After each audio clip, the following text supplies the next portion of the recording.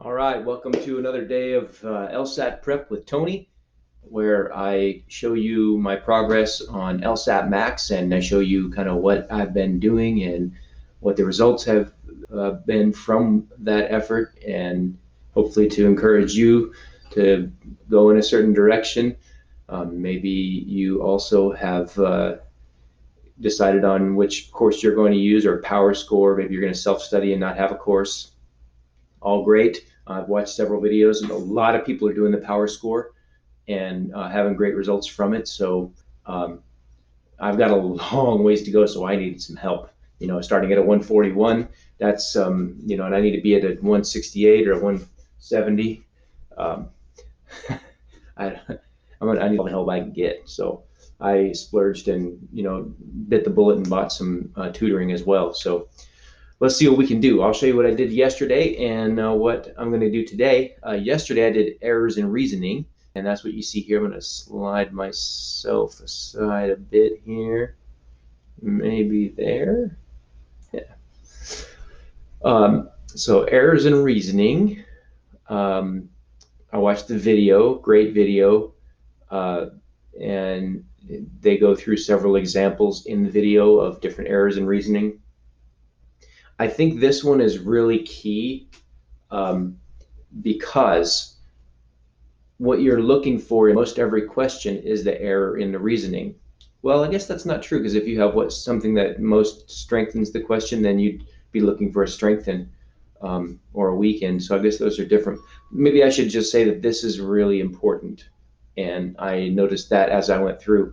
As I said before, took a philosophy class last term at Bushell, and I encountered the common flaws of logic, or common fallacies, logical fallacies.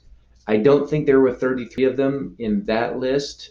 Um, I'd have to look back at it to be sure, but this seems like a more exhaustive list. And as I mentioned before, they have these name that flaw cards, which were very cool. Then you go through basically here and um, you look at this question. So let's see, Georgiana is about to take a difficult English literature exam. Unfortunately for Georgiana, she's a strong math student. Therefore, she is unlikely to succeed on the English literature exam. So the flaw in this reasoning is, I'm not going to be able to tell you the name because there's 33 of them and I just learned about them yesterday. Um, it's clear that they're taking the results of this top one, and they're basically applying the results of something completely different and making an assumption based upon that.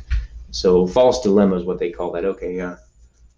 So anyway, you go through and you tell them incorrect or correct. Last time you can see I got 6 out of the 33 correct and 27 incorrect.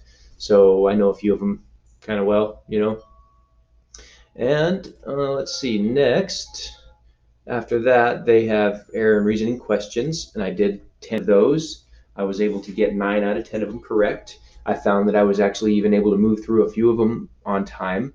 That's really good. So that's something that's encouraging, and I am looking forward to a test tomorrow.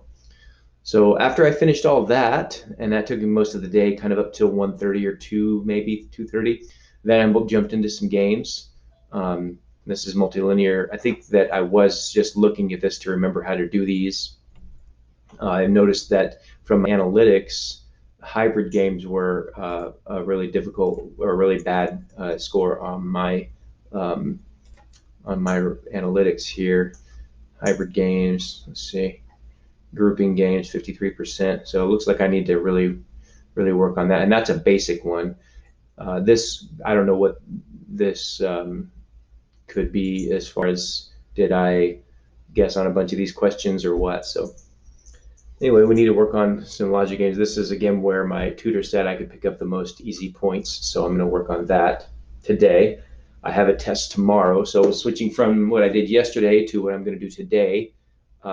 Today I plan to do some hybrid games, basically spend all day working on logic games. And I have an interview at 1:30 with a tutor, or not a tutor, with a PLA advisor. So in my school, you can, if you have past experience, then you can get some credit for that. So I had a business before and sold it, and based on that experience, I've been able to get a lot of business credits from my school based on writing up a portfolio of the things that I did and showing them things that I did, and then proving that in an interview session, or just by writing an essay. It's a pretty involved process. Once you've done the initial part, then it's pretty easy from there. But I will be doing an interview on that today with the PLA instructor or evaluator for Marketing 330, and that'll be my initial interview. We talk. Anyway, we don't care about that. That's not LSAT stuff. That's just what I'm doing today. So there we have it. I will be doing games, logic games, for most of the day, and practice test tomorrow. So hopefully I do well. We'll see. Anyway, you guys have a great day. Thanks again for watching. Like, comment, subscribe. Appreciate your viewership and your participation in my story. Please do just leave me a comment that, even if it's just, hey, great job, or you're a dummy, whatever it is, I want to hear from you. So have a great day. Press the LSAT.